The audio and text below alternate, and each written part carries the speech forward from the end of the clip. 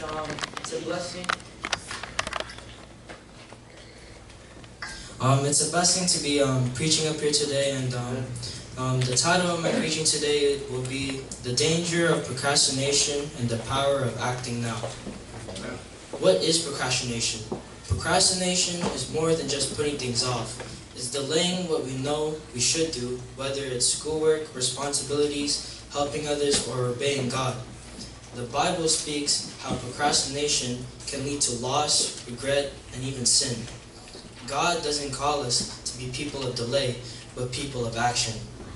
My first point will be God calls us to be diligent and not lazy. Let's go to Proverbs 6:6.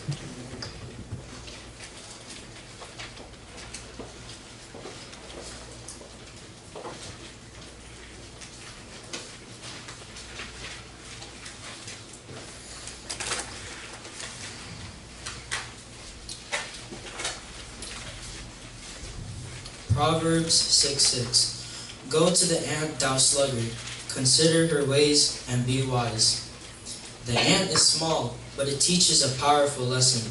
It doesn't wait for motivation. It doesn't make excuses. It doesn't need someone to constantly remind it. It simply works. God here is teaching that responsibility shouldn't depend on someone watching you. If you only work when forced, like by a teacher, a parent, or by a deadline, that's not true discipline. The ant prepares for the problem before the problems come.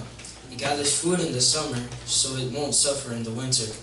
This shows us that procrastination often ignores the future and focuses only on the present moment. Let's go to Proverbs 13:4.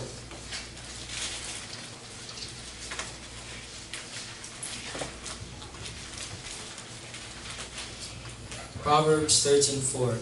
The soul of the sluggard desireth and hath nothing, but the soul of the diligent shall be made fat. Proverbs 13:4 says, the soul of the lazy person desires but has nothing. Lazy people don't lack dreams, they lack action. They want results without putting in work. That means they want success, good grades, a strong relationship with God, but they don't put in any effort. They want to read, but they don't study. They want to get better at something, but don't practice. They want to go spiritually, but don't pray or read. Now, let's go to Proverbs 22:13.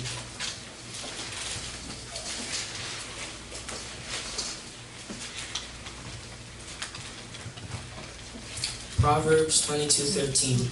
The slothful man saith, there is a lion without, I shall be slain in the streets. This verse is saying that people that are lazy make excuses to avoid the work, like I'll do it later, I'm too tired, or it's not the right time. A lot of people say that they could just do their homework later, or that they could pray later, or that they avoid to fix a problem. Procrastination often isn't about inability, it's about excuses to stay comfortable. God honors diligence. If we want results, we must act.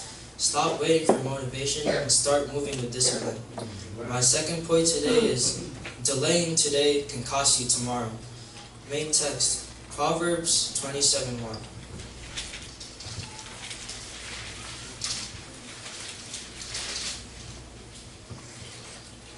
Proverbs 27:1. Boast not thyself of tomorrow, for thou knowest not what a day may bring forth.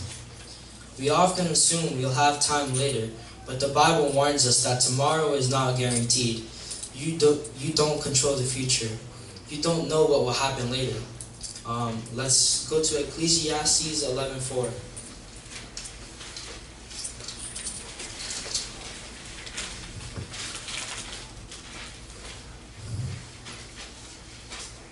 Ecclesiastes 11:4 says, He that observeth the wind shall not sow, and he that regardeth the clouds shall not reap. If you wait until you feel ready, you might never start. If you wait until everything is easy, you'll stay stuck. You'll assume you'll have time, You assume you'll feel like doing it, and you assume nothing will get in the way. If you feel like you should change something, fix something, and start something, that feeling is your moment. Don't ignore it. 2 Corinthians 6:2.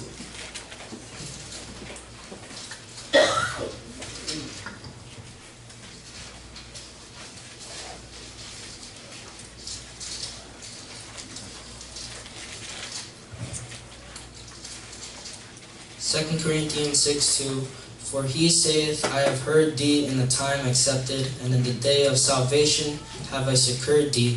Behold, now is the accepted time. Behold, now is the day of salvation. God works in the present, not in our delays. Now let's go to Psalms 119:60.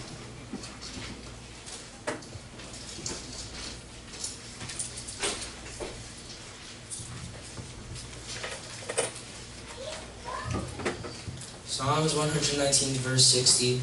I made haste and delayed not to keep thy commandments. The writer didn't hesitate. He acted quickly to obey God. Now, the specific application. That assignment due next week, waiting until the last minute creates stress and poor work. The apology you need to make to someone, waiting might damage the relationship further.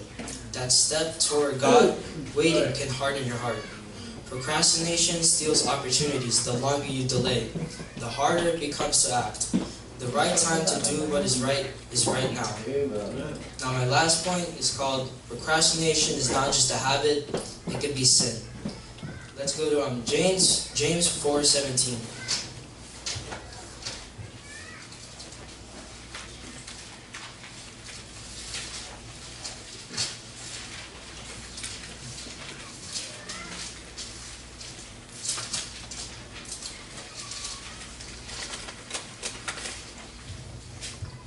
James 4:17 says, Therefore to him that knoweth to do good, and doeth it not, to him it is sin.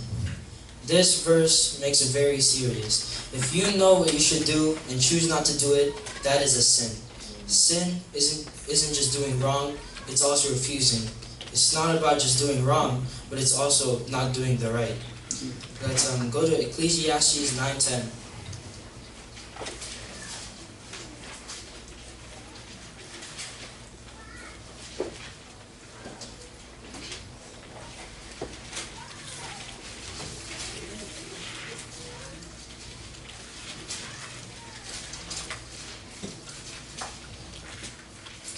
Ecclesiastes 9:10. Whatsoever thy hand findeth to do, do it with thy might, for there is no work, nor device, nor knowledge, nor wisdom in the grave whither thou goest. God expects effort, urgency, and commitment, not delay. Whatever responsibility is in front of you, do it fully and not halfway. You know you should study, but you don't.